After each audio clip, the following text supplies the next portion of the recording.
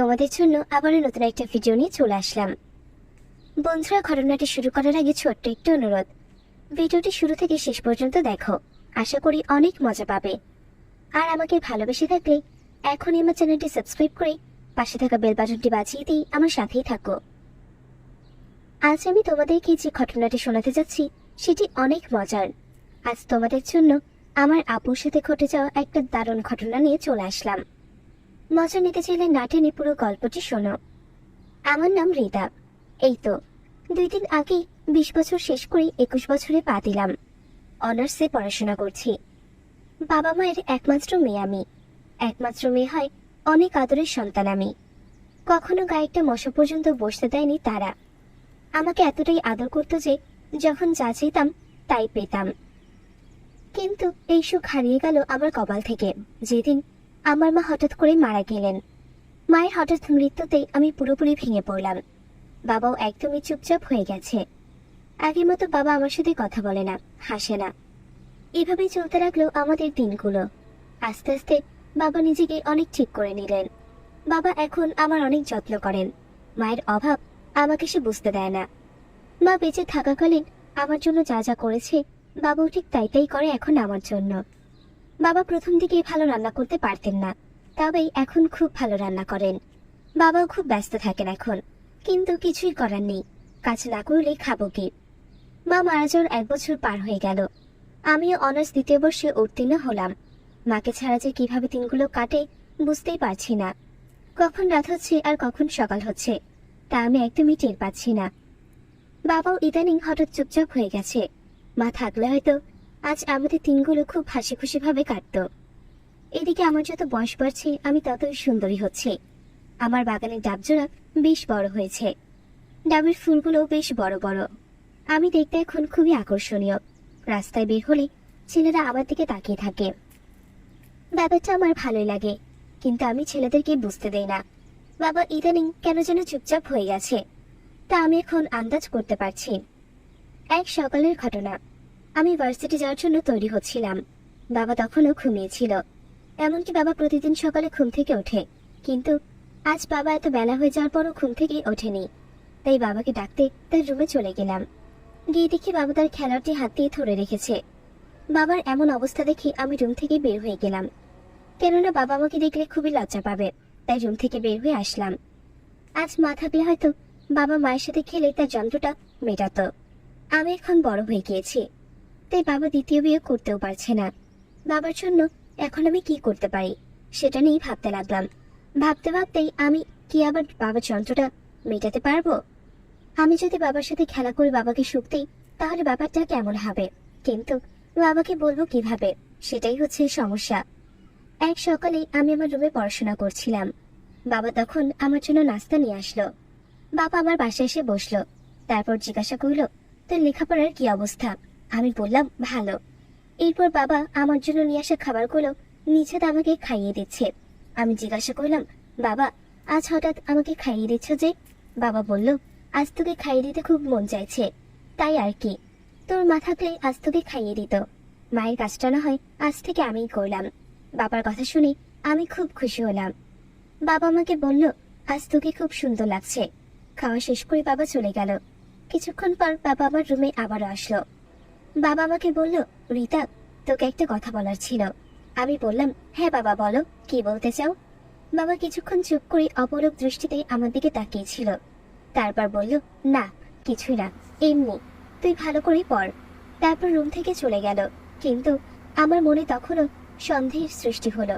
বাবা কি বলতে চেয়েছিল সেটা জানতেই হবে। সন্ধ্যাবেলা বাবা চুপচাপ তার রুমে শুয়ে আছে। আমি বাবার রুমে যাচ্ছিলাম। যাওয়ার সময় বাবার রুমের জানালাতেই দেখলাম বাবা তার যন্ত্রটি আবারও হাত দিয়ে ধরে রেখেছে। আমি বাবার রুমে যাওয়ার নক করলাম। বাবা বলল, আয় ভেতরে আয়। আমি বাবার পাশে গিয়ে বসলাম। বাবা আমার দিকে আবারও অপলক দৃষ্টিতে কিছুক্ষণ তাকিয়ে রইল। তারপর বলল, তুই দিন দিন সুন্দর হয়ে যাচ্ছিস। তোর বাগানের ডাবজোড়া বেশ বড় হয়েছে দেখছি। আজ বাবা প্রথমবার আমাকে এই কথা বলছে। এর আগে কখনো আমার ডাব নিয়ে কথা বলেনি। বাবা আমার মাথায় হাত বুলিয়ে দিতে লাগলো। আমি এই সুযোগে বাবার আরেকটু কাছে চলে গেলাম। ভাবতে লাগলাম, আজ যদি আমি বাবার যন্ত্রণা কিছুটা কমাতে পারি, বাবার সাথে খেলে বাবাকে কিছুটা সুখ দিতে পারি। কিছুক্ষণ পর মাথায় হাত বুলানোর পর বাবা আমার মাথা থেকে হাত সরিয়ে নিলেন। তার হাতটি আস্তে আস্তে আমার পিঠে চলে আসলো। আমি তখন জামার চেনটা খুলে দিলাম, যেন বাবা আমার পিঠে তার হাতটি বোলাতে পারে। বাবা শুয়েছিল, আমি বাবার দিকে একটু ঝুঁকে পড়লাম, যার ফলে আমার ঝুলে পড়া ডাবজোড়া বাবার মুখে স্পর্শ করছিল। বাবা আমার ডাবে একটু আদর করলো, পিঠ থেকে হাতটি সরিয়ে এনে আমার ডাবজোড়ায় হাত বোলাতে লাগলো। আমার বেশ ভালোই লাগছিল। হঠাৎ বাবার ফোনটি বেজে ওঠায় বাবা সেখানেই থেমে গেল। ভেবেছিলাম আজ বাবার সাথে খেলবো, কিন্তু তা আর হলো না। আমি রুম থেকে বের হয়ে আসলাম, তারপর নিচের রুমে চলে আসলাম। এরপর আমি রাতের জন্য অপেক্ষা করতে লাগলাম। রাত প্রায় 11টা বাজে। বাবা খাওয়ার জন্য আমাকে ডাকলো। আমি খেতে চলে গেলাম। খাওয়ার সময় আমি বাবাকে জিজ্ঞাসা করি, তুমি ওই দিন যেন আমাকে কি বলতে চেয়েছিলে, কিন্তু পরে তুমি বলনি। এখন আমাকে কথাটি বলতে হবে, না বললে তোমার সাথে আর কথা বলবো না। বাবা একটু জোর করলাম কথাটি বলার জন্য, কিন্তু বাবা বলতেই চাচ্ছে না। বাবা বলে, কথাটি শুনলে তুই যদি আমার সাথে রাগ করিস, আমি তোমার সাথে রাগ করে কথা বলবো না, এটা তুমি ভাবতে পারলে? আমি বললাম, বাবা তুমি নির্ভয়ে কথাটি বলতে পারো, আমি কিছুই মনে করবো না। তখন বাবা বলা শুরু করলো, তোর মা মারা যাওয়ার পর থেকে আমি খুবই একা হয়ে গেছি। ভেবেছিলাম দ্বিতীয় বিয়ে করব, কিন্তু তুই অনেক বড় হয়ে গেছিস, আর আমার বয়সও বেড়ে গেছে। আর তাছাড়া বিয়ে করলে মানুষটি কেমন হবে, তোর সাথে কেমন ব্যবহার করবে, এইসব চিন্তা করে আর বিয়ে করিনি। সবকিছু ভুলে গিয়ে তোকে নিয়ে দিনগুলো কাটিয়ে দিচ্ছিলাম। কিন্তু প্রতি রাতে একটি জিনিসের অভাব রয়ে গেছে, আর সেটা হচ্ছে তোর মা। তোর মায়ের সাথে প্রতি রাতে ইচ্ছে মতো খেলা করতাম। তোর মা থাকতে প্রতি রাতে প্রচুর খেলেছি, কিন্তু আজ তোর মা নেই। আমার খেলাও হচ্ছে না। খেলাটা বেশ যন্ত্রণা দিচ্ছে ইদানিং। হাত দিয়ে তাকে শান্ত করার চেষ্টা করি, কিন্তু তবুও যন্ত্রণা কমাতে পারি না। তখন আমি বাবার হাতটি স্পর্শ করে বললাম, আমি থাকতে তোমার কিসের এত চিন্তা? আমি তোমার সব ইচ্ছা পূরণ করব। আজ রাতেই আমি তোমার সব যন্ত্রণা কমিয়ে দেব। রাতে আমি আর বাবা খেলার জন্য তৈরি হয়ে গেলাম। আজ বাবা অনেকদিন পর খেলবে, আর আমিও আজ জীবনে প্রথমবার আমার মাঠে বাবার খেলাটা প্রবেশ করাবো। বাবা আমার ডাব জোড়ে হাত বোলাতে লাগলো। আমার বেশ আরাম লাগছিল। খেলার শুরুতেই বাবা আমাকে পুরোপুরি উন্মুক্ত করে নিল। বাবা তার খেলাটি বের করে খেলতে লাগলো। খেলার জন্য সেটি তৈরি হয়ে গেল। আমার খেলা মাঠে প্রবেশ করালো। প্রথমে ব্যথা অনুভব করলেও আস্তে আস্তে ঠিক হয়ে গেল। পরে বেশ মজাই লাগছিল। দুজনেই ক্লান্তহীনভাবে খেলেই যাচ্ছি। বাবা অনেকক্ষণ আমার সাথে খেললো। খেলতে খেলতে কখন যে ঘুমিয়ে গেলাম তার টেরই পাইনি। সকালবেলা খুব ভাঙলো, দেখেছি বাবা আমার উপর শুয়ে আছে। আমি বাবাকে ঘুম থেকে জাগিয়ে তুললাম। তারপর দুজনে বিছানা থেকে উঠে কাপড় পরে নিলাম। বিছানা গুছিয়ে ফ্রেশ হয়ে নিয়ে খেয়ে নিলাম। তারপর আমি চলে গেলাম ভার্সিটিতে, আর বাবা চলে গেল তার অফিসে। বাবা আমার সাথে তেমন কথা বলেনি। বাবা হয়তো কিছুটা লজ্জা পেয়েছে। 2-3 খেলা করলে বাবা স্বাভাবিক হয়ে যাবে। আজ রাতে আবারও খেলবো বাবার সাথে। ভার্সিটি শেষ করে আমি বাসায় ফিরে আসলাম। বাবা তখনও বাসায় আসেনি। আমি বাবার জন্য অপেক্ষা করতে লাগলাম। বাবা আসলে একসাথে খাবো। কিছুক্ষণ পর বাবাও চলে আসলো। বাবা যখন এসেছে আমি তখন গোসল করছিলাম, কিন্তু বাবা জানতো না যে আমি ওয়াশরুমে ছিলাম। আমি পুরো উন্মুক্ত হয়ে গোসল করছিলাম। বাবা ভুল করে আমার ওয়াশরুমে ঢুকে পড়ে। বাবা আমার দিকে তাকিয়ে থাকে। আমার ডাবগুলো ফুল থেকে পানি গড়িয়ে পড়ছিল। বাবা এসব দেখে নিজে কান কন্ট্রোল করতে পারল না। আমার ডাবের ফুল থেকে গড়িয়ে পড়া পানিগুলো বাবা খেয়ে নিল। তারপর আমাকে কোলে করে বিছানায় শুয়ে দিল। বাবার খেলাটি বের করে প্রবেশ করে দিল আমার মাঠে। বাবা একটু কথা না বলে আমার সাথে খেলেই যাচ্ছে। আমিও চুপচাপ উপভোগ করতে লাগলাম।